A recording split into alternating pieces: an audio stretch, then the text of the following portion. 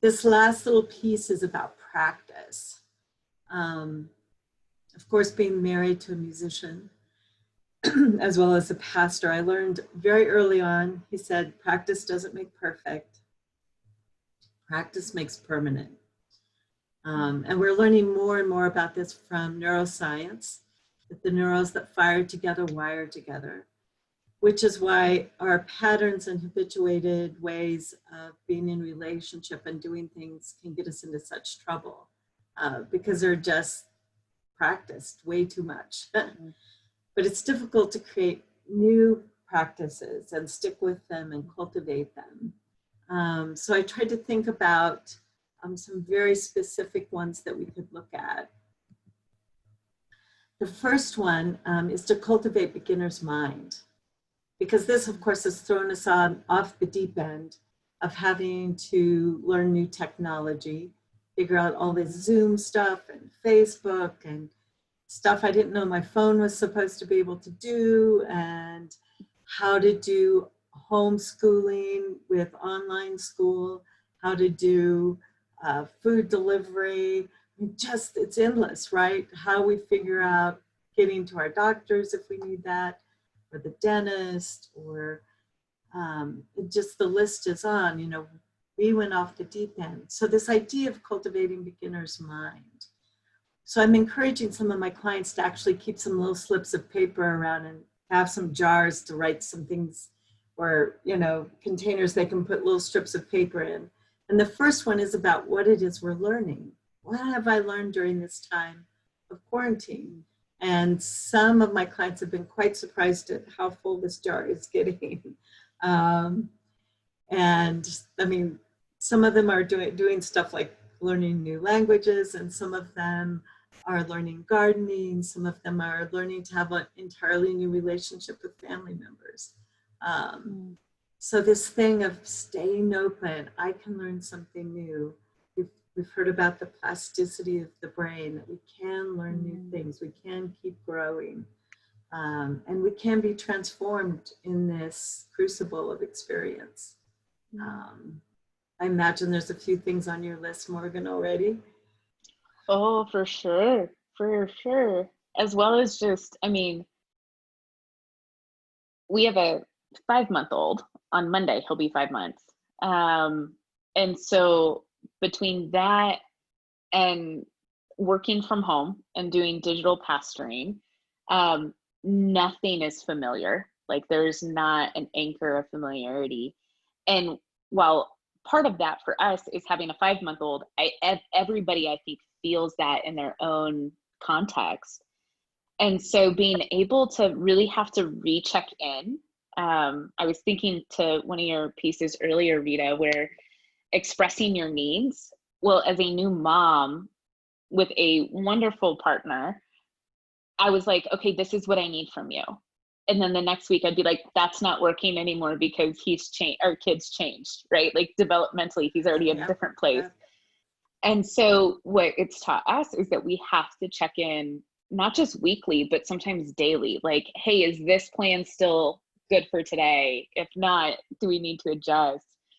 And taking that to work and understanding, okay, like, I'm used to being able to go in the office. I'm used to be able to have very clear boundaries around where my mind is going to work in what capacity, and having all that blur. So I work out in the living room and watch Julian throughout the day. And so my office is our living room, and trying to navigate the fact that I don't have separate spaces reminded me of when I was in college, and they were like, make sure you never work in your bed, like, never do homework, let bed be where you sleep, and you do homework elsewhere.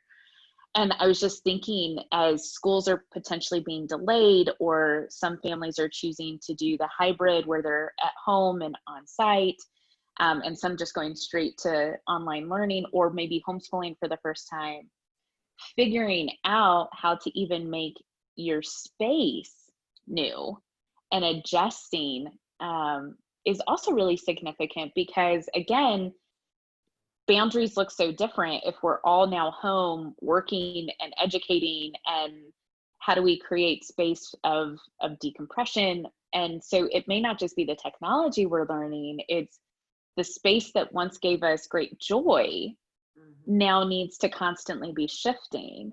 And so it really is, there's so much that we're having to learn and cultivate new. So this is a great example. I love the jar image as well. The whole thing about reworking how we work in our spaces and where family life and personal life and work life are all pushed into each other, and how to get creative about that, I think has become a really important place of learning, because there aren't the normal transition points of like driving in my car or transitioning from one thing to another. And I know some families have gotten really creative, especially when they live in apartments, which is the case for most of the urban world.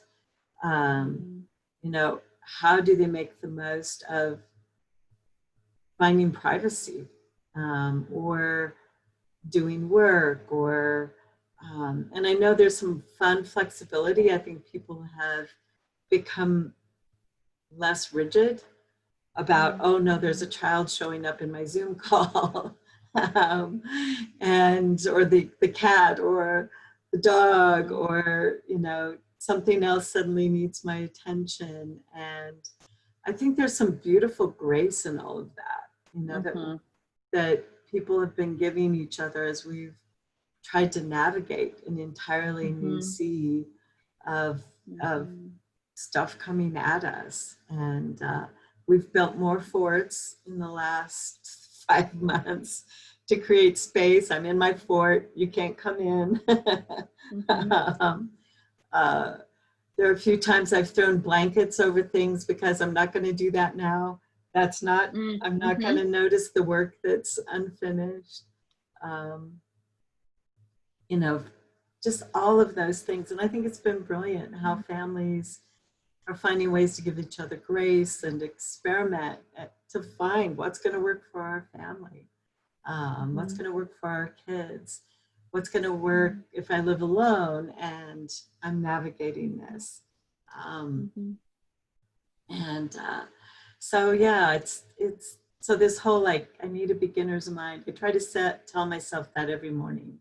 What am I going to learn today? How can I keep myself open to something new, some new experience? And that's been really helpful. You know, even if it's an experience inside my own house that is so familiar. There's a poet, I think his name is Herman. He says, I know my wife so well, I don't know her at all. And we all have that problem of things becoming so familiar, we quit seeing them, even other people. Quit hearing them because, oh, I know that person, I already know what they're going to say. So I think that one of the invitations of quarantine is kind of turn that all on its head. It's like, oh, who are you? Who is this now? What is this happening? And I want to keep that cultivated and open. Some from Calvary who went to the Republic of Georgia will recognize this guy. This is Malchaz, the pastor of Peace Cathedral in Tbilisi. So he's one of my great encouragers of keeping a beginner's mind, cultivating a beginner's mind. This one is also easy to have a container for, which is gratitude. To write down, and my daughter and a couple of her friends have made this commitment to do it straight for 3 months every day, to write down 2 or 3 things they're grateful for, be specific, and try not to duplicate. So at the end of 3 months, that's, even if they do 1 a day, that's 90 things of gratitude, 90 pieces of gratitude. And I know a lot of folks have become extremely aware of how much we have in our country.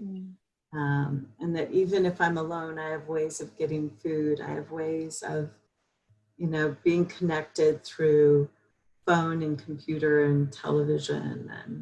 And, normally we take these things for granted. And I know for me, the quarantine has caused me to be really grateful for my shelter, for my job. Mhm. So it's a very obvious but good one to be reminded of. Another one that's been big during this time is grieving. And again, this needs to have its own container, I think. Everything we've had to let go of. As most people out there know, my husband Brad leads pilgrimages in Europe and the Republic of Georgia. And of course, every single travel has been completely taken out of the calendar this year. And most of it's in the process of getting scheduled into next year. But it's so sad. I mean, every time I have to delete something out of my calendar, oh, I was supposed to be here today. Oh, I was going to be seeing this friend today. Oh, this was supposed to be happening. Oh, it's this person's birthday. Oh, my friend just died and I can't be with them. My friend's getting married and I can't be there. I mean, we've been inundated also with this awareness of loss, things we've had to let go of, plans we had made. So there again, I think it's helpful to make a list, just in part to be honest with myself. So I'm not pretending that this doesn't hurt, I'm not pushing it down and keeping a happy face on all the time, because the truth is this is real. These things are happening, this is real. Friends who are sick, friends who have passed away. I know Calvary's had several deaths during this time, and not being willing to be with people, you know, right before their death or during their death, not being willing to ritualize in a funeral or internment, or having to do it virtually, has made this very, very difficult. And I think one of the things I think about, of course, is when we all can really gather back together, whether it's because we've all gotten shots or whatever, what are we going to do to ritualize that? And I think one of the things we're going to need to ritualize is how much we've lost during this time. And, you know, whether it's to read some of these things or have a fire we can throw all our paper into or whatever it is. And whether it's things that are easy to let go or difficult to let go, there's just been a lot of it. And letting go of friends I thought would show up, letting go of financial resources I thought might show up.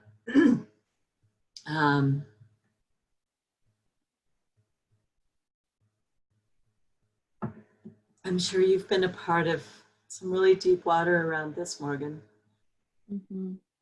Yeah, both collectively, you know, how do you pastor during these transitions when you can't share space? And thankfully Anne has been able to do a few internments socially distanced in the foot of the cross courtyard. And yet, while that's been meaningful, it's been still much smaller. And so even for the folks who've been grateful to have that, there's still this loss of, but others haven't been able to do the same.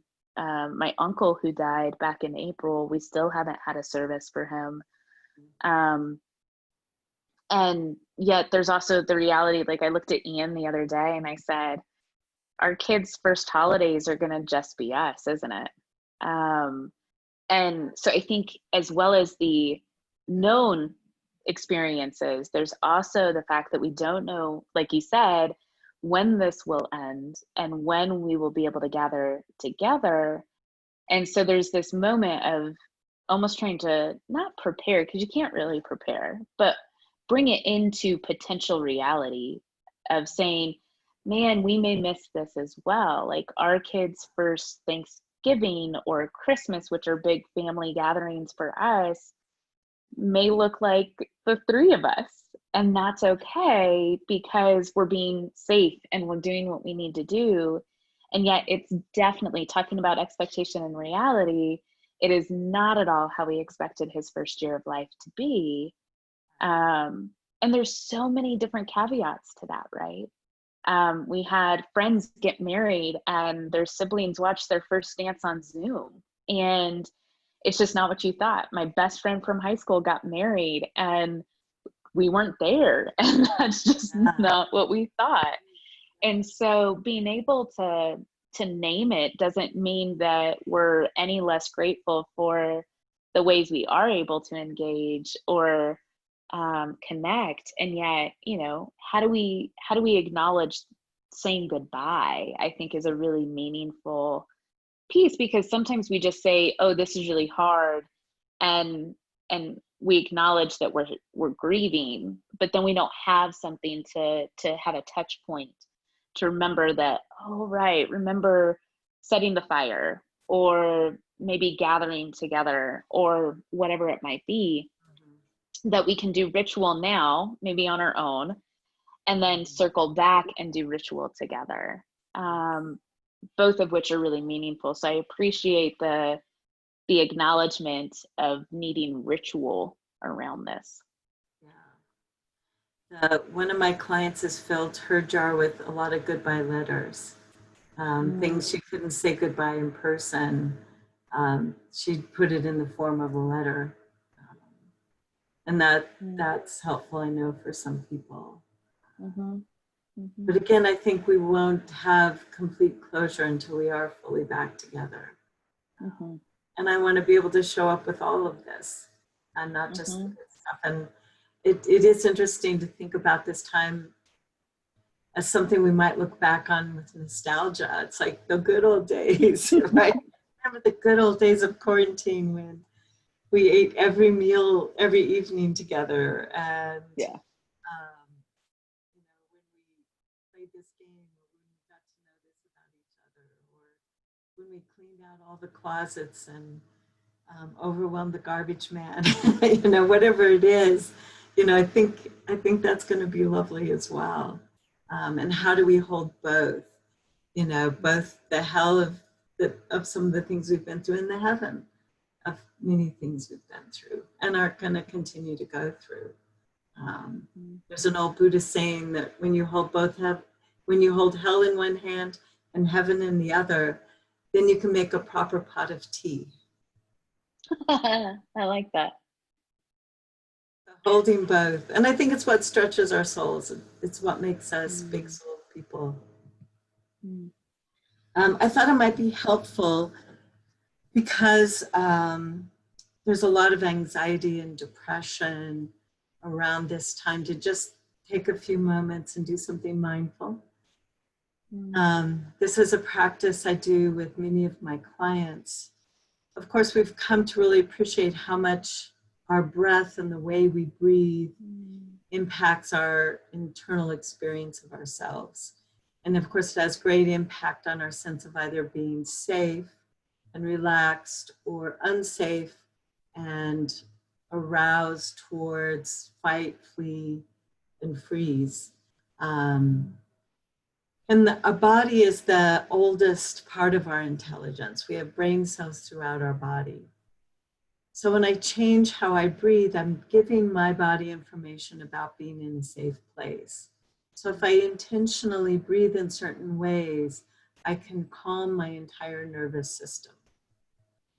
So if you join me for a moment, and just imagine that you have two wings attached back against your spinal cord between your shoulder blades. You have two long muscles there. And of course, they're magical. They can be any color, any size. And as you inhale, I want you to imagine that you're going to inflate those wings. So as you breathe in, the wings are going to lift and move out and stretch out behind you. You can just visualize them there. And then as you exhale, and we want our exhale to be 30% longer than our inhale. We slowly, slowly exhale, and the wings deflate and come back to neutral. And again, we inhale.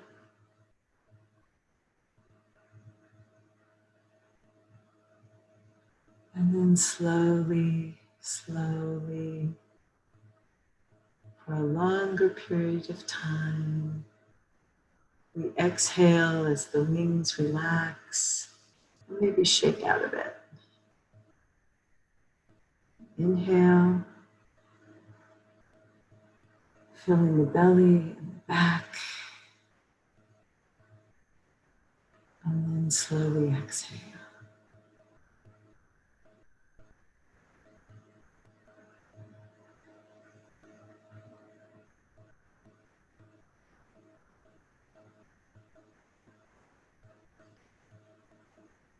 So if you joined me in doing that, take a moment and see what you notice.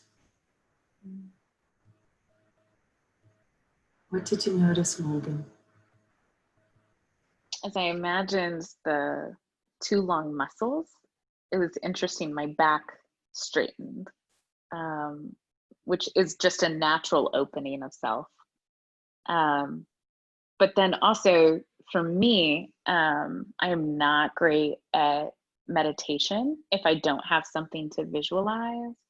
And so being able to have the visualization of the wings going up and coming back down, it wasn't distracting, right? It wasn't this visual that pulled me from that moment, but it actually drew me further into it.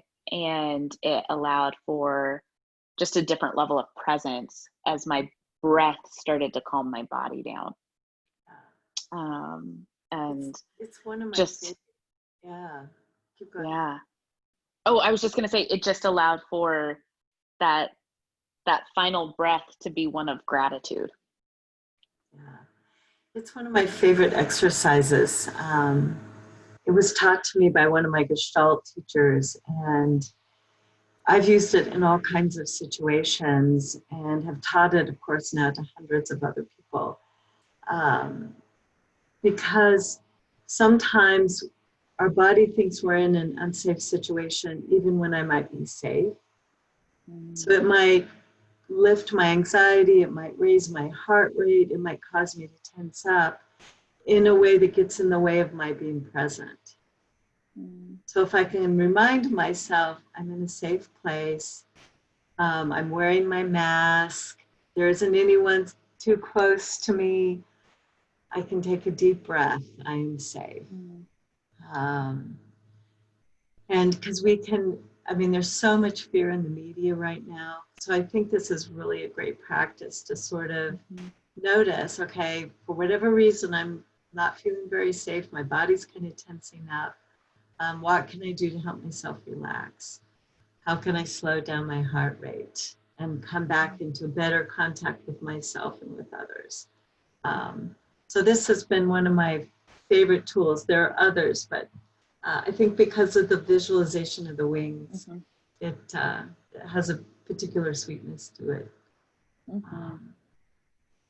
This is just a review of some things I said earlier about not taking things personally. That when we have good boundaries, it helps us not to take things personally. It's actually one of my invisible tattoos. My clients will all tell you about invisible tattoos as a way of reminding ourselves in certain situations. That when we're working with somebody that's upset or a child that's distressed, I don't need to make it about me. Don't take it personally. This belongs to the other person. This belongs, their choice not to wear a mask belongs to them. Their choice to stand too close, or they're close to, whatever it is that I feel is being disregarded. I can come back and go, okay, I have boundaries. I know this isn't about me. This person's behavior isn't about me.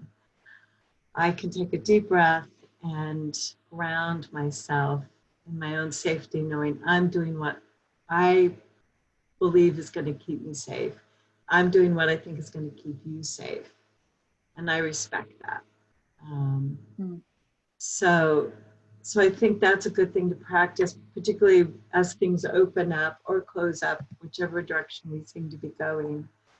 The other thing, we've been having a lot of fun with this actually, is how to create safe greetings.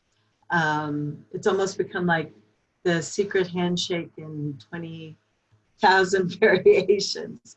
And of course, we have some beautiful examples from in the wisdom of the East around like bowing or the hand gesture, which we use when we pray, and it's nice to be able to use it with other people. Use it for God, now we can use it with each other.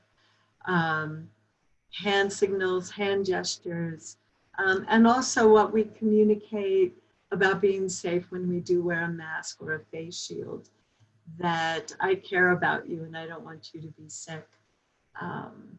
So again, I think this is one of the things that I think is going to continue even after COVID is open. We're going to hopefully be more intentional about how we show up when we can't touch each other, how we are going to be present when we can't touch each other. And there's so many other places where we're always going to need that kind of skill set.